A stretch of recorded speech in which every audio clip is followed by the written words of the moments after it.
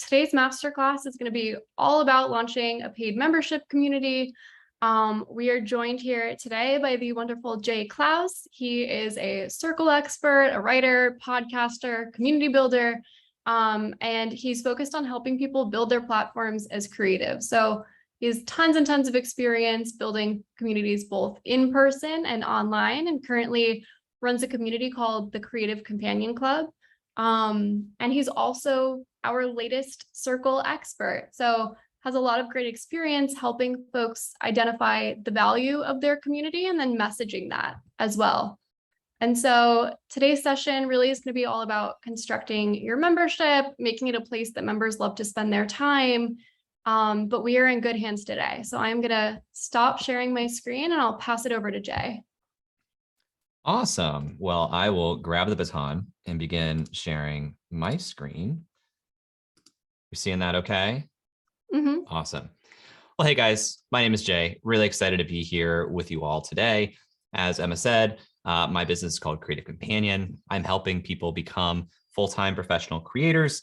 Started my podcast called Creative Elements, where I interview a lot of really high-profile, successful creators like James Clear and Pat Flynn, Tori Dunlap, Cody Sanchez. It's a lot of fun. And as Emma said, I'm also a Circle expert. So if after today's session, you have follow-up questions or want to chat with me, you can find me in Circle. You can even hire me to help you if you would like. But I want to start by going back to 2012, which is when I hosted and attended, actually, my first attending of a Startup Weekend event. Has anybody here done a Startup Weekend event? I'd love to hear in the chat if you have taken part in Startup Weekend, which is a big, big part of my life and history. Super awesome. Camila says, yes, awesome. That's me there in the center. That event completely changed my life.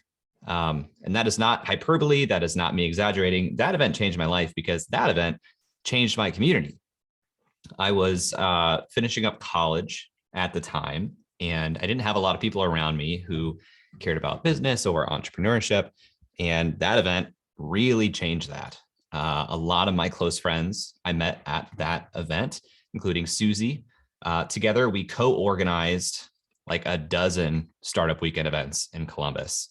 And each one of these events would have more than 100 people show up. So very, very quickly, I was really building a pretty sizable network for myself here locally. Then 2017, as I was building my own business and went out on my own, I created a company called Unreal Collective. And really that company was facilitated mastermind groups. We did a lot of Zoom calls. Back then in 2017, I had to explain what Zoom was and how to download it, which is kind of crazy to think about in 2022. Started with Google Meet and really didn't like that. So we used Zoom. And we had a Slack channel on the back end to stay in touch between those live sessions. At the time, I had a friend of mine tell me, I feel like your superpower is creating community, which I totally shrugged off because to me, it was like, well, I'm just connecting people. I don't know if like community is something people really care about and talk about. I'm just connecting people and helping them get results. Fast forward to 2020 and the world shuts down. That community that I had built, that program that I had built, was acquired by Pat Flynn and the Smart Passive Income team. And they brought me in to help build SPI Pro, their paid membership community. It's me on the far left. These pictures were taken in October of last year with the full team. It was a really awesome experience. And we built a really remarkable community over at SPI with SPI Pro because we were very, very early adopters of Circle. So you guys are in the right place. You've chosen an incredible tool. Full disclosure, I'm a Circle fanboy. My community is on Circle, the Creative Companion Club. I'm really enjoying it. I have a free community called Freelancing School that was built on Circle. So J plus Circle forever. And the way that I think about community and the way that you probably think about communities too, if you're here, to me, community is a peer-to-peer network.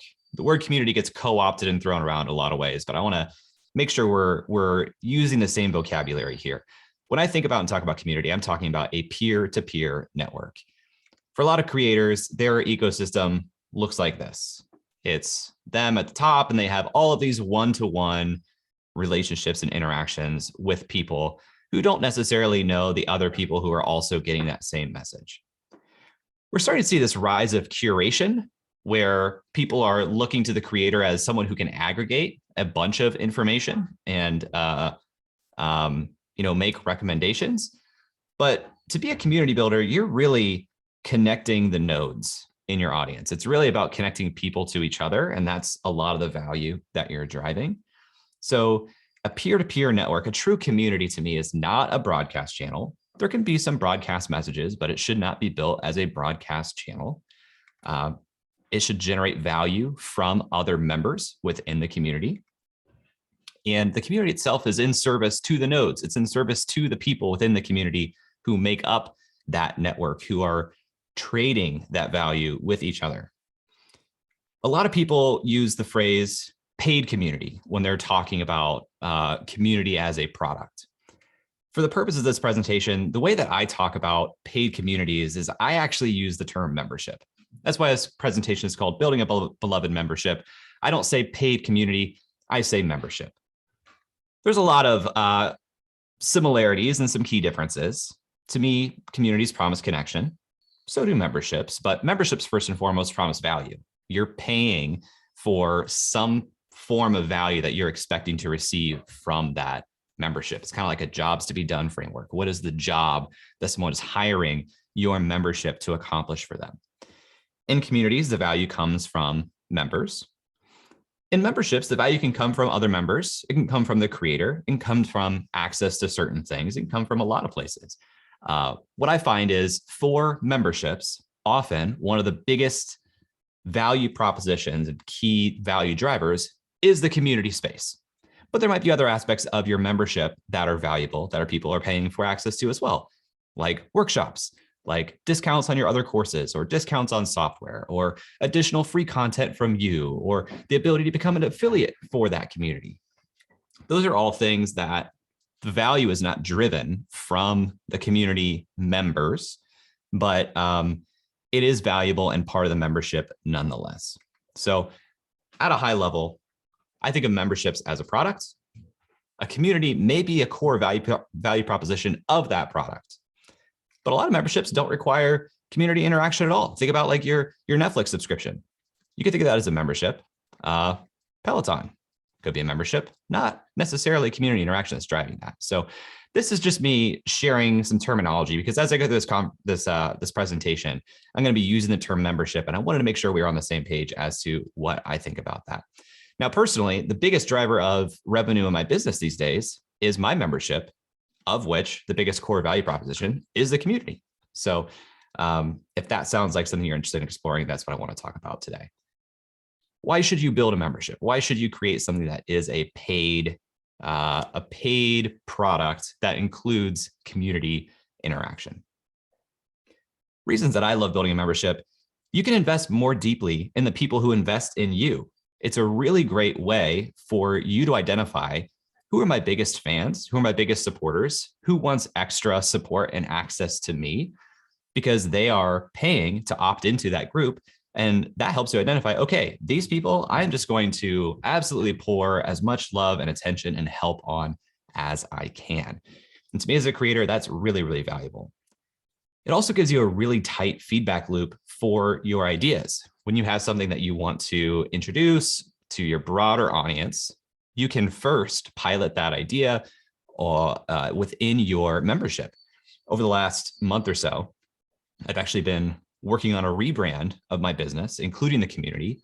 And every step of the branding process, I have shared within the community to get feedback on every step of the way. And that's been awesome because they're along for the ride. I'm building buy-in with my biggest fans to understand, like, why is Jay doing this? And it's not just like some big switch that's scary and hard to say. They actually feel like they've co-created that switch with me, which is awesome and gives me really, really quick, high fidelity feedback from people who understand me and my business better than anything else. It can be a breeding ground for new content and ideas, people asking questions, looking for support.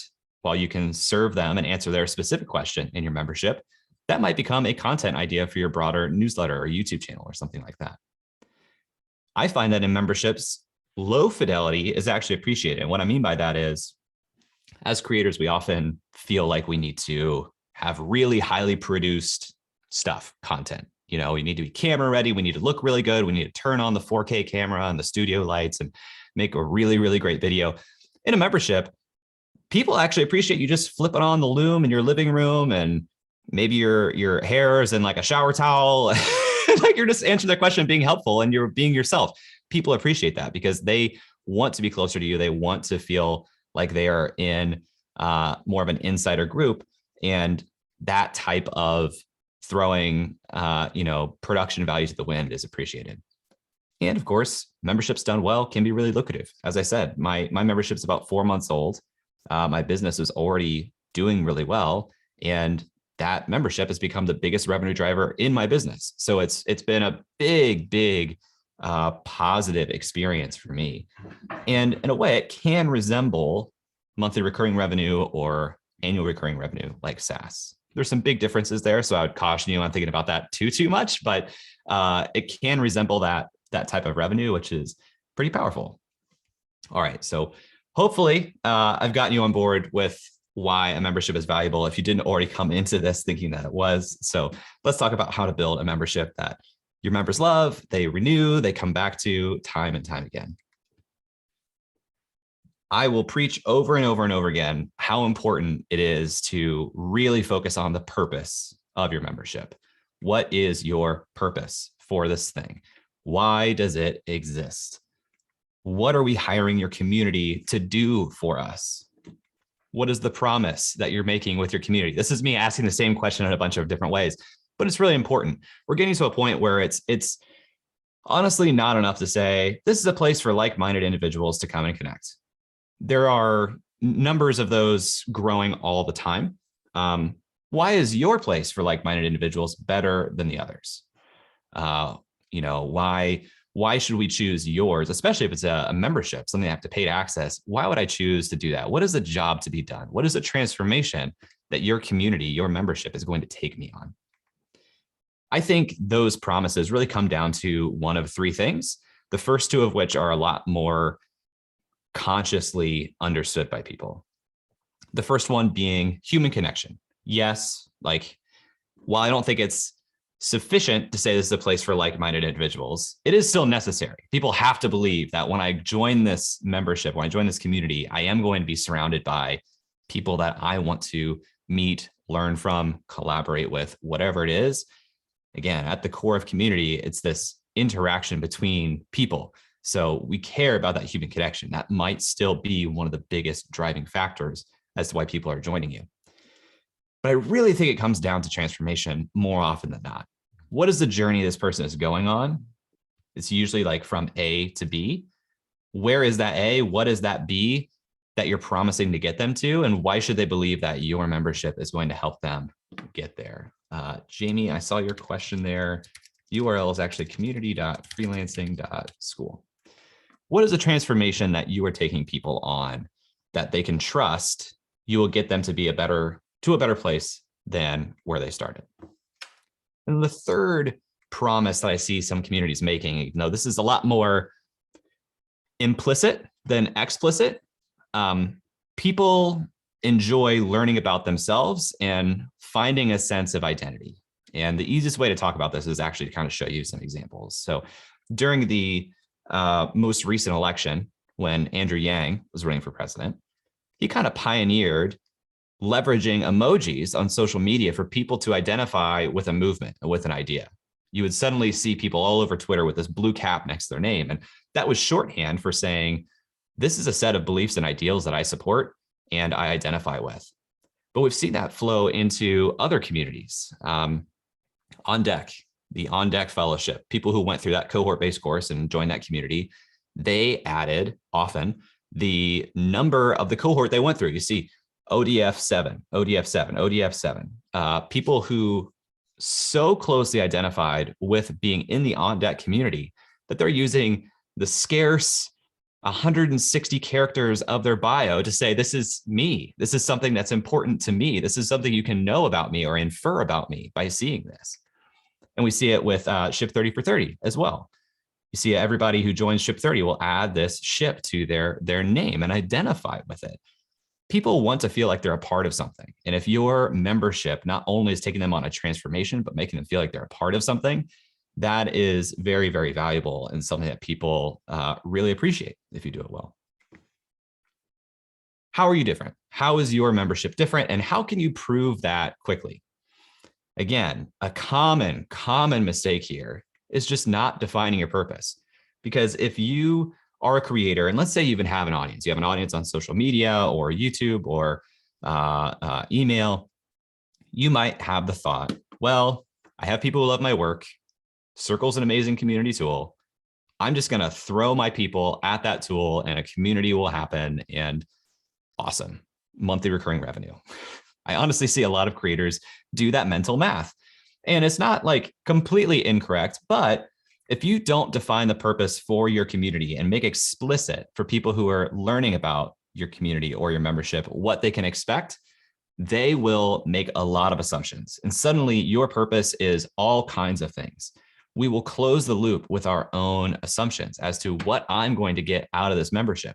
And if you don't tell me and I'm making an assumption, you as the community builder have no idea what my assumption is, which means you have no way of knowing if you're successful or not in fulfilling that promise that I have made for you to myself. Now you're being hired for a lot of different jobs, and it's really hard to do everything for everyone. You'll have people who will churn, you'll wonder why, and it's because they had an assumption that was incorrect, and you didn't know that, but you didn't set that expectation up front.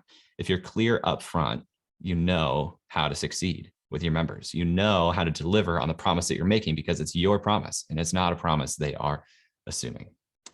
How's everybody doing? Everybody keeping up? Is this all making sense? Feeling good? Okay, I see some thumbs up. Awesome. I want to talk about onboarding. I assume you've probably seen other people in the community talk about onboarding, but it's so important. So I'm going to take some time to talk about it again in the way that I think about it. And in a lot of ways, given my experience building in-person community with Startup Weekend, I like to draw parallels to in-person real life community. An example for great onboarding I like to give is CrossFit or a fitness gym generally. When you join a CrossFit gym, you typically show up to a location and you immediately get shown around the space. There's probably somebody at the front desk right by the front door whose job is to show you around the space to make you comfortable there. As you're going around the space, you're probably going to get introduced to other people who are physically inhabiting that space. So now not only are you seeing those places, but you're starting to build relationships. You're starting to feel more comfortable. Those people are probably greeting with a smile. They might be shaking your hand. All the while you're feeling more and more connected to this space. You'll probably get trained on the tools. They'll probably show you, hey, here are the machines. Here are the dumbbells. Here's how to use them. Especially when you start taking classes and you're doing these crazy, dangerous, terrifying overhead lifts, they're going to show you how to do that so you don't hurt yourself and that you feel confident using the things you had invested your money to be able to use. All while there's probably somebody, again, whose job it is, or maybe it's a friend of yours, right by your side the entire time, showing you around, giving you, a lay of the land, being your friend, being your mentor. And soon, if you actually invest your time in that gym, you will see literal physical transformation. And that's powerful. When you can see and experience a transformation that this thing is promised to you, and you can see, okay, there's a change in me. That's really, really powerful. That's when people start identifying with the space. That's when they start saying, I'm a CrossFitter, or I'm a vegan. Those people see results and they're like, this is awesome. And I'm going to talk about it. That's really powerful. You may even change the way that you think about yourself. So in that example, you see great onboarding, you see connection to people happening along the way, you see transformation towards the goal that you have for yourself, and you might begin to identify with that space. So the goals for onboarding I would give you for your membership, for your community, as people are jumping into the space, remind them why they are here. Early and often, continue to hammer on that purpose. Let them know this is what we are here to achieve together. For my community, the Creative Companion Club, the purpose of that community is to help people become professional creators. They're creators who are already actively creating things, publishing things. They have a little bit of an audience, but that might not be financially supported yet. The transformation I'm helping them go on is from everyday creator to professional creator. That is the purpose. And I remind them of that all through the onboarding process, all through interacting with me. This is what we're doing here. The goal of interacting with this space and putting your time here is to get to this outcome. You want to make them feel comfortable all along the way. If I am confused, I am scared, or I feel stupid. And if I feel stupid, I will disengage. And it's so hard to re-engage somebody who disengages. Let me give you another example. We've probably all gone to a local meetup in our city. Drive across town, maybe you have a 10 to 20 minute commute. You walk in the door, you immediately look around for somebody that you know. You look for a familiar face. You look for like the safety blanket person that you can go next to. And if nothing else, you know, this person will help me get through this.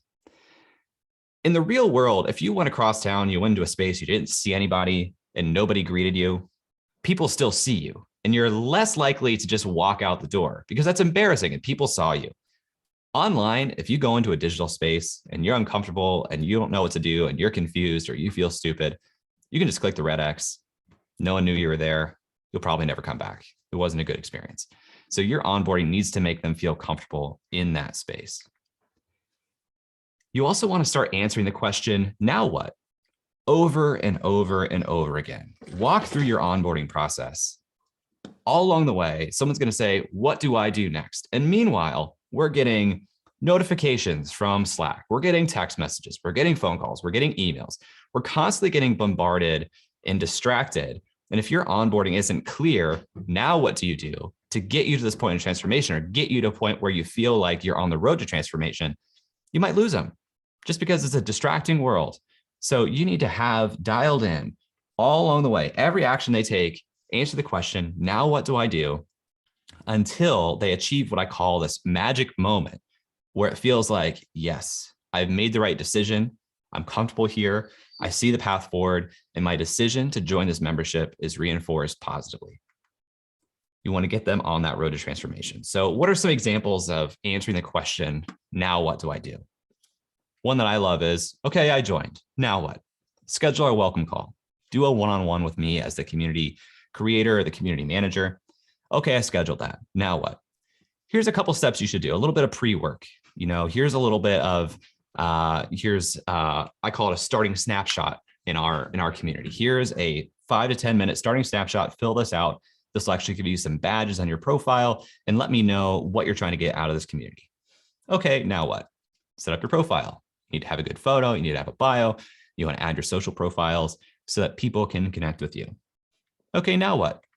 Glad you asked. Here's an onboarding checklist. You should read our code of conduct, take our virtual tour, get shown around the space, download the mobile app so you can be connected on the go.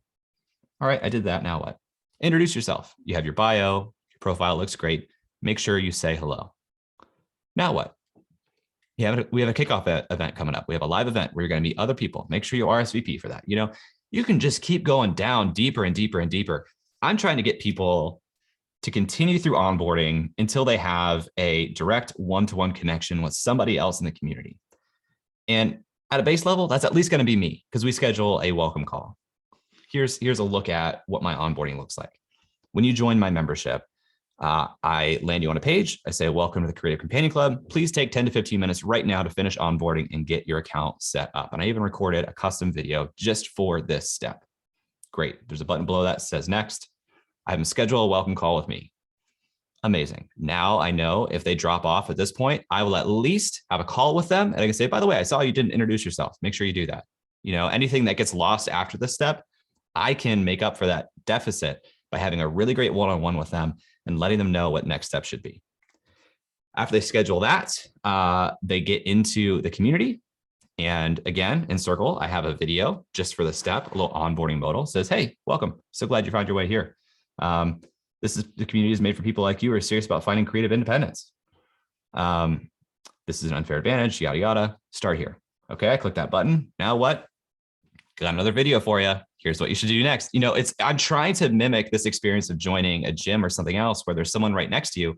I want you to feel like I am right next to you the entire time, the entire way through this. And by the way, some interesting feedback I got on this. I batch record these videos at first, this welcome video, and then this video, and then this video. And I was wearing the same shirt with the same background color. And the feedback I got from people is they thought that it was the same video. So I had to make some subtle changes in these so people knew it was a different video all along the way.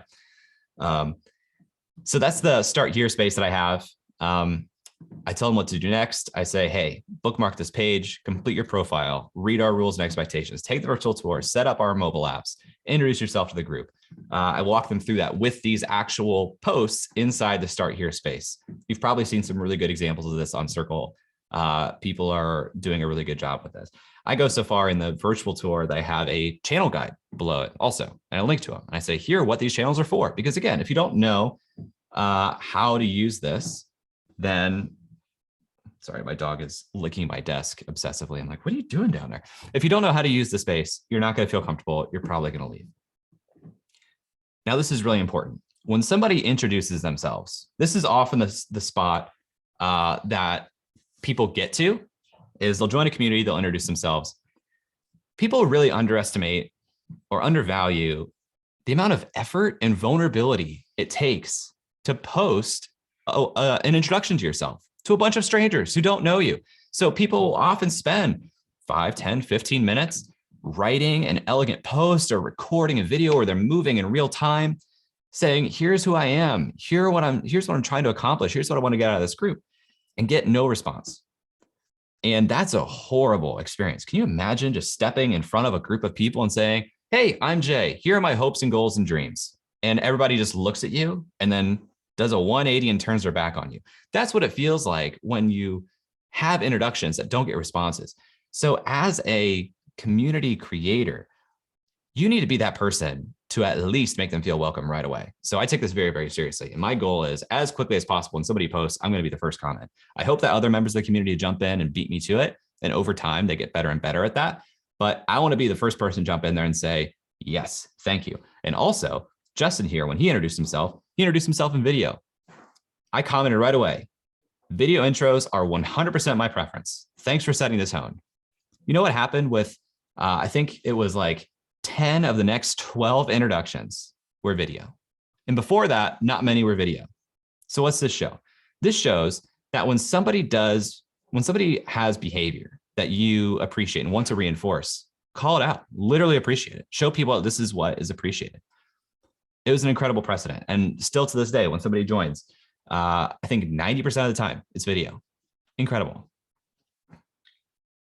So bonus tips for these intro posts: when somebody posts, tag others in response, because now you're making a one-to-one connection. I don't want to say feel obligated, but almost feel obligated to follow up on that. Because if you are the person who knows these people the best and you're saying, oh, wow, you should talk to Jim. Jim's going to say, well, Jay must know something about this person, why he would connect to us. I'm going to take him up on that. They're probably going to have a call or a DM, and they're going to talk about, hey, how did you find this place? How's your experience been so far? How do you know Jay? It's all going to be positive reinforcement of why your membership and your community is a positive thing, or why you as a creator are really helpful. So make those connections. And then what I like to do is also in my comments to welcome people is say, so glad you're here. By the way, we have office hours this week on Thursday. Would love for you to jump into an upcoming office hours to say hello and introduce yourself. Make that personal invitation. They feel like, okay, yeah, I will do that. But when they join, say, hey, Kim, it's your first time here. I would love for you to introduce yourself to the folks here because you're new to these people. And you're building these connections one by one, brick by brick. People love communities for the people, and you can help form those relationships. So if you have a clear purpose and great onboarding, that's going to be a great experience. Simple math. It's not quite algebra, but to me, it's simple math. If you have a clear purpose and great onboarding, you're setting yourself up to have a great experience. If you add to that, giving people early results on the path to transformation that they are joining your membership for, that's going to lead to retention. If you give them a great experience and early results, they're going to stick around. They're going to renew. They're going to come back. They're really going to appreciate the space. They're going to identify with the space.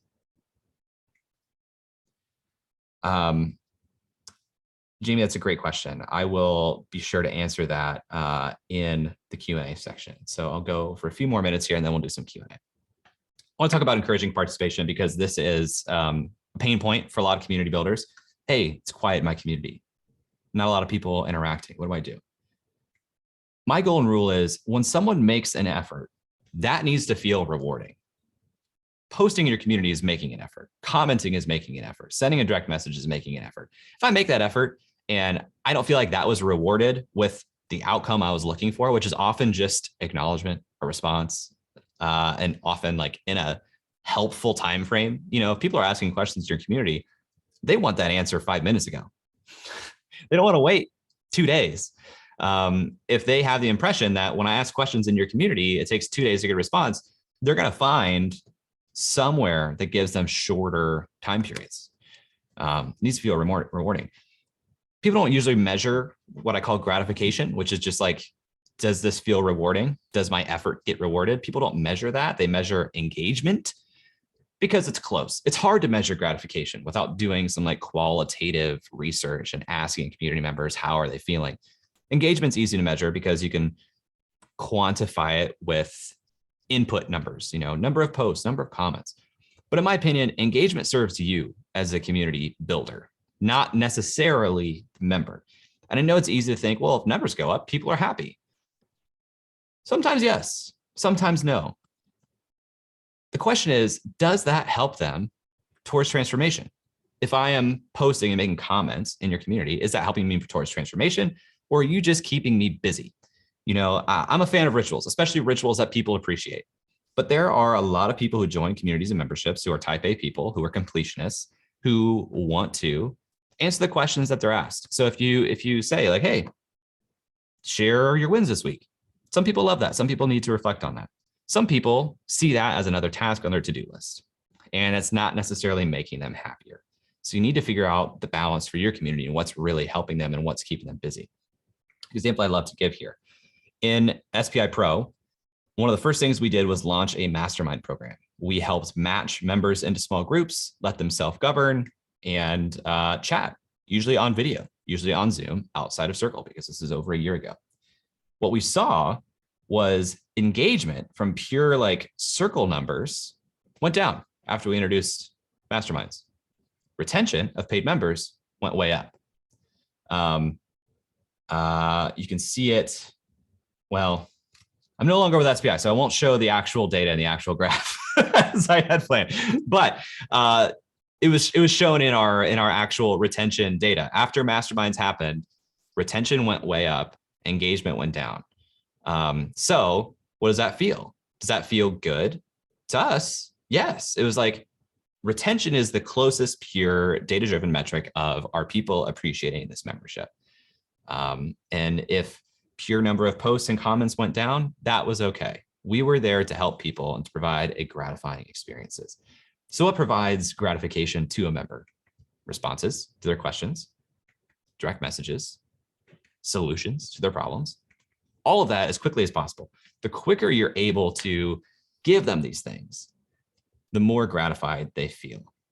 We want to be seen. We want to experience a payoff to our effort, and we want that to happen as quickly as possible.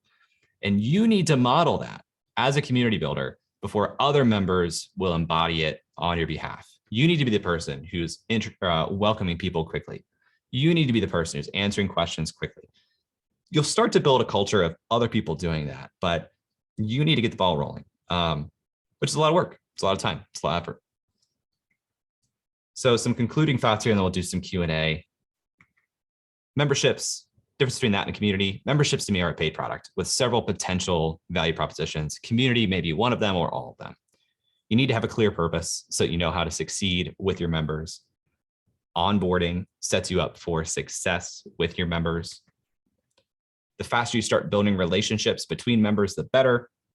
There are 4 pricing models, and if we want to talk about this, I do have slides on this that I see. So we can talk about that if you want in the Q&A. And pricing, when you think about pricing, again, we can talk about pricing if people want. That's very audience specific. There's no like golden rule as to how to price things.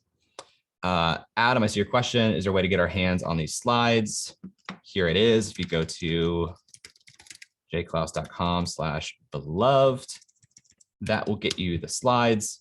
I saw a question from Jamie a moment ago that I want to answer.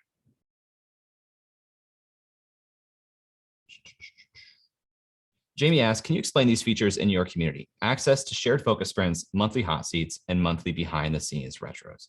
So Jamie has clearly looked at my my sales page for the membership. Let me see if I actually have a photo of any of that. I do. Okay. Okay. So this is part of my homepage. This is actually the core value proposition that I built my membership around. Because as I was thinking about the transformation I'm taking people on, helping them go from everyday creators to professional creators, having a business that supports them as a creator, I didn't think I could accomplish that with a single pre-recorded course. Like, here's 2 hours of content. Now you're going to be a professional creator. I didn't honestly think I could do that for people. I also didn't feel like I could make curriculum to do like a 4-week live cohort-based course and have that be the full transformation. So to me, a membership is actually the perfect product solution for that transformation because it takes time. So if you're taking people on a journey, if you're trying to get them to an outcome that's going to take a lot of time and a lot of effort from them, and there's going to be a lot of challenges along the way, I think a membership is actually a really great delivery mechanism for that. So in our community, I have what I call shared focus sprints. And these are 2 to 4 week live experiences that are only available to members of my community. It resembles a cohort-based course where I will have a goal up front that we're all trying to accomplish. The first one we did was creating a high converting sales or landing page. The second sprint we did was creating a signature lead magnet. Next week, we're starting our third sprint, and that's focused on developing a introductory offer or initial offer, basically the first paid product beyond the lead magnet. And what I do is I have videos that I'll create in the community, upload that, and that like kind of gets them started. And then we'll have a live session every week. First session is usually an ideation session. We'll have a couple of feedback sessions and we'll have a showcase at the end. And all along the way, we have a dedicated space inside of Circle where people can ask questions or upload their progress and share that. So that's a shared focus sprint. That's literally like the biggest value proposition that I give for the membership is you join this and all year long, we're going to be doing these short-term sprints based on projects that you're going to need to accomplish and have in place to be a professional creator. She also asked about hot seats and retros. Let me talk about retros first, because I actually have a little bit around that too. As a professional creator, I get a lot of questions about decisions that I'm making. So every month for my members, I record a 30-minute walkthrough video where I literally walk through my personal profit and loss statement. Like I go through my actual accounting numbers and say, here's how the business performed. Here are my goals for last month. Here's what I accomplished. Here are the good things that happened. Here are the things I'm concerned about. And here are the decisions I'm making because of all of this. And these are super, super popular because it's just 30 minutes of like real, honest, here are decisions that I'm making for my business and here are how things are going. I didn't feel comfortable exposing that to my broader audience because there are some like secrets and vulnerable things in there. But for people who are investing to this level with my membership, they really care. And I want to trust them and care for them. So I do that. And people really like that. I don't think I have a slide about hot seats, but this is a really good insight too.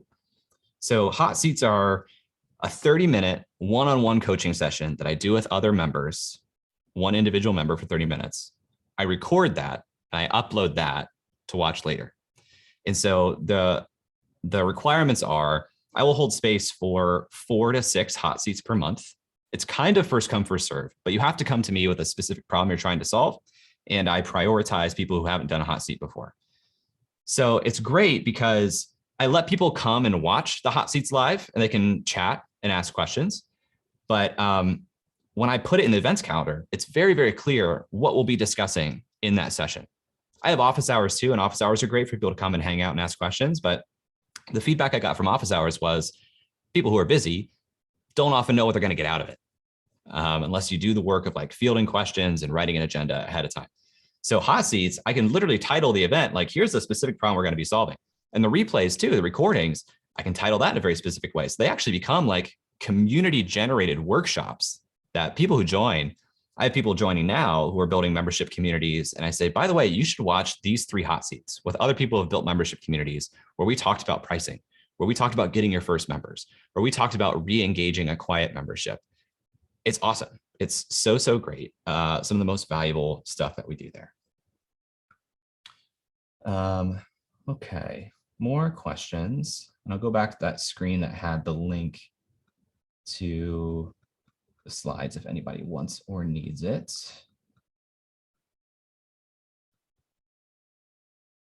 Okay.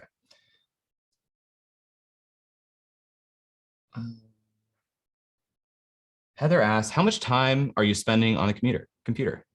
A lot, honestly, Heather. I mean, my business is totally online and I treat it like a job. So I'm typically working usually between the hours of like 8 and 6 p.m. I don't do a whole lot of answering of questions in the evening. Sometimes I will, but it's just because I want to. But I don't feel like I'm a slave to the membership. But I was very, very intentional in how I designed the membership so I wouldn't feel that way, because I think that can be a risk. So it's priced at $1,000 per year, and I only offer it annually.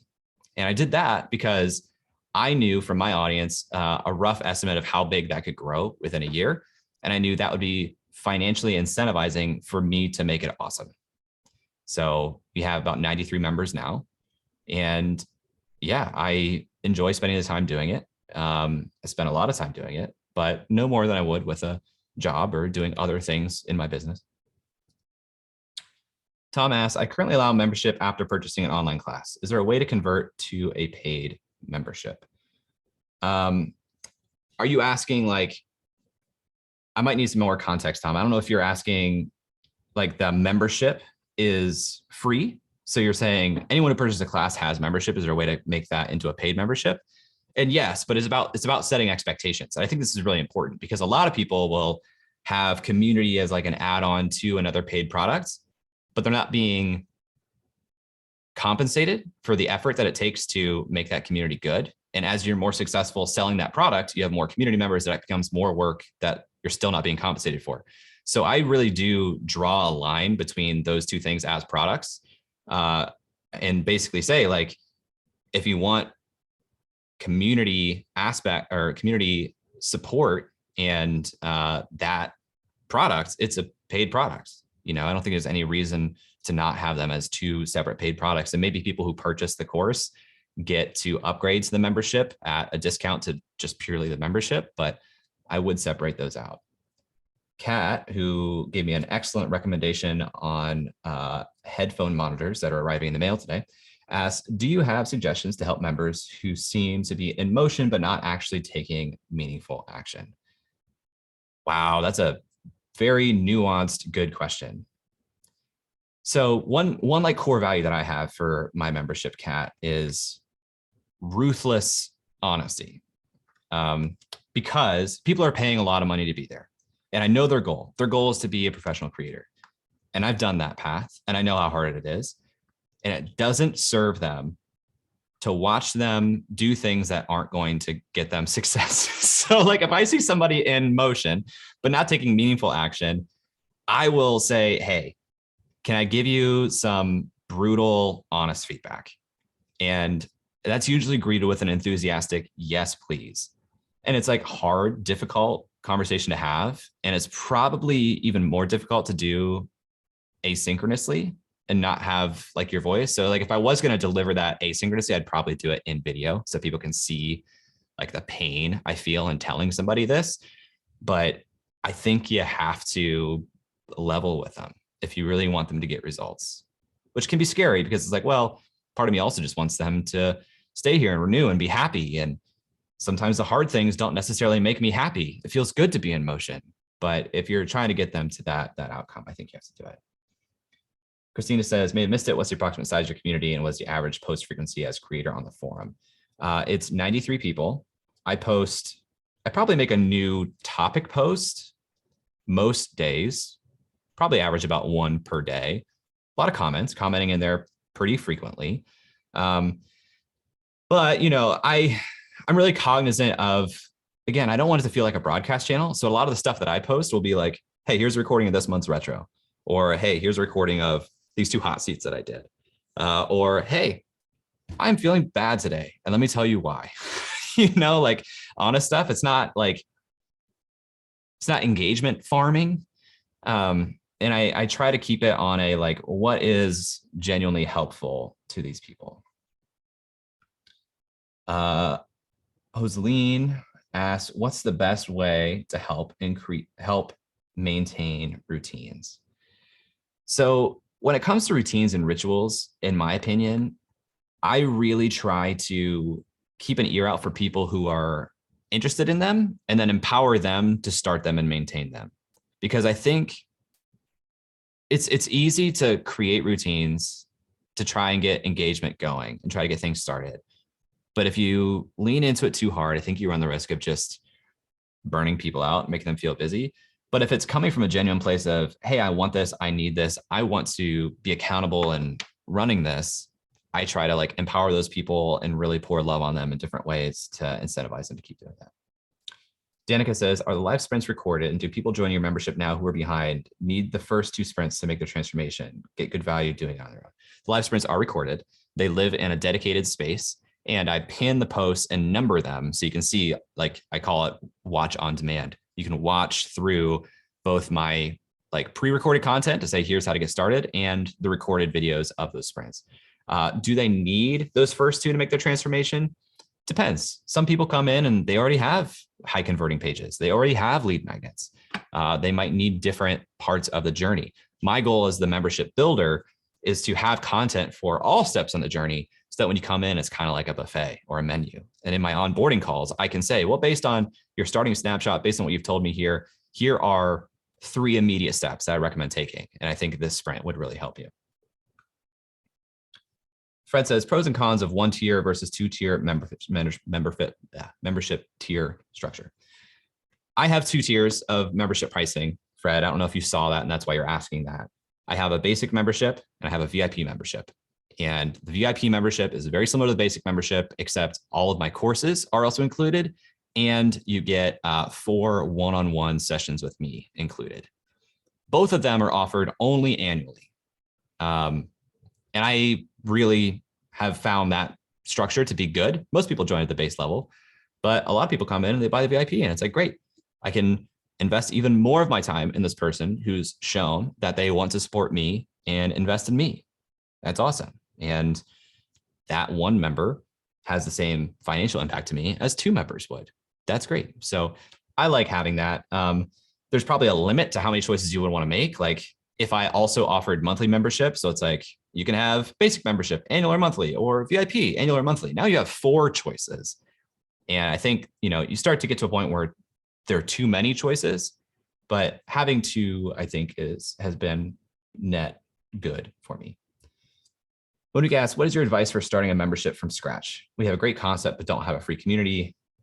We want everything to be paid, and trying to get people to join is intimidating. So you can totally do this. I started my paid membership from scratch.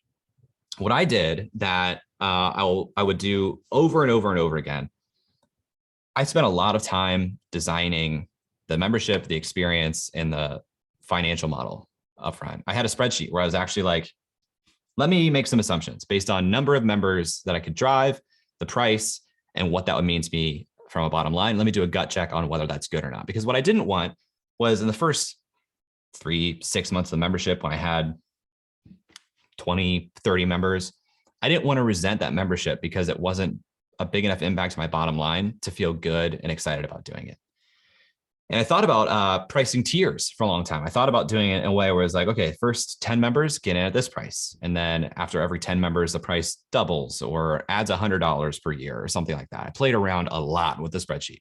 So that requires you to be honest with yourself about how many people can you reach in the immediate term and get them to join? What is the price they'll be willing to pay? It can be intimidating, but you don't need a lot of people in the beginning. You need 5 people to join at the same time at once in the beginning. And then you need to make that a great experience. You need to have a lot of, in my opinion, live sessions where they get to meet each other in real time, talking and build real strong relationships and build out from there. But if you're charging $10 per month for those 5 people and you're doing a bunch of work for $50 per month, might not be worthwhile to you. That's for you to decide. So play around with the financial model based on how many people you think you can honestly reach and convince to join this thing, and make sure that's interesting. Joseline asked, do you have a separate talk on monetization? I have some slides here, Joseline. If you go to that website on the page, the jklaus.com/beloved, and get the slides, I have several slides about pricing models in there. I don't have anything recorded though, I don't think.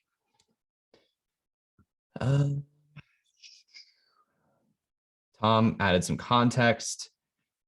I meant how to add expectations and converting people from something for free and then getting them to pay. That's a tough conversion. It is a tough conversion, but it's one you can make. What people don't like to feel like is that they don't have options. So anytime I'm making a tough conversion like that, where it's going from free to paid, or I'm increasing a price on something, I give a lot of lead time. I say, hey, letting you know, this is changing. It's going from free to paid. It's happening 3 months from now. By default, you will not be opted into that. Here's how you can join at a paid level. Thanks for being a course student, and you can be as honest as you want. Like, I think people would understand if you say, I have 400 students of my courses now. I can't sustain this. Like, people get it. It's up to you, but like, give them lead time, make it feel like you're not springing something on them tomorrow or next week. They want to feel like they were sufficiently warned. Jamie asked, do you think you should wait to launch a community till you have an email list, or launch it and see who comes? I would definitely have some form of audience who knows about you. And maybe that is like, when I was doing Startup Weekend, I had an audience of hundreds of people who I knew care about startups. They weren't on an email list. They weren't necessarily following me on LinkedIn, but I knew who they were. And I could reach out to them if I wanted to and say, I'm starting this thing. I think you'd be interested. It's a paid thing, and that'd be fine. But you need to have reason to believe that there are people who know you exist, who want the thing that you're making, and launch it to them, as opposed to just doing like I will build it and hope people come. Heather asked, what type of creators are in your community? I did a survey. They're very like multifunctional. So a lot of them are doing a combination of newsletter, YouTube, social media, community. I think 66% were email creators. I think there's almost 50% of them are, I'd probably say about 40% of them are doing memberships or communities themselves. All of them are active on some form of social media. Some of them are podcasters, some of them are YouTubers. What we don't have a lot of are like Twitch streamers. That's not a creator we have a lot. Don't have any OnlyFans folks on there, but otherwise it's pretty spread. A lot of course creators, a lot of cohort-based course creators. So there's like a lot of intersection between memberships and cohort-based course communities. Celeste asks, can you talk more about strategies to increase retention over engagement? One more thing I'll add to this, Celeste. A community misses you when you're gone. So if you want people to feel connected to that community, and if you want higher retention, you need to somehow notice when they have become disengaged and make them feel missed. And that will create trust and affinity and retention. Adam says, what's your funnel, freemium to premium look like? No freemium on the community. My funnel is, I have an email list, I have a podcast, I have social media.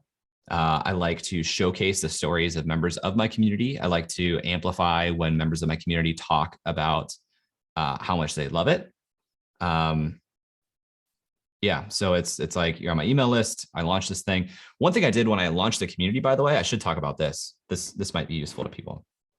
I created the community a month before I launched the community and had people in there. I was dropping little breadcrumbs in my social media, my newsletter, to say, hey, I'm making a membership. It's a paid membership for creators to help you become a more successful professional creator.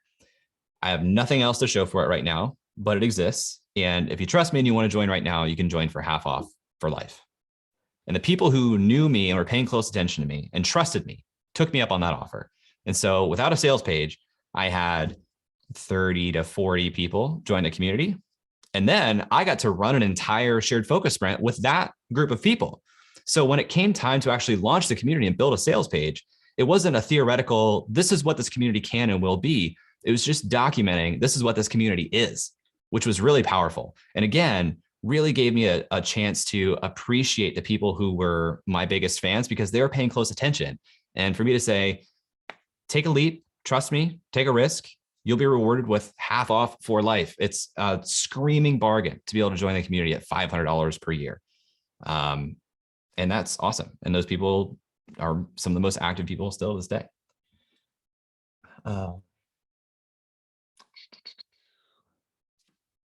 Mila asks, where do you host your on-demand videos that people access in Circle? I upload them directly to Circle. I take the recordings, usually from Zoom, and I upload it directly into Circle so that it's not able to be shared. Sometimes I'll record on Loom or a tool called Tela, and I'll embed that into Circle, but that could technically be shared. Joseline asked, was discussing your monthly financials a member request activity, or did you decide to do this on my own?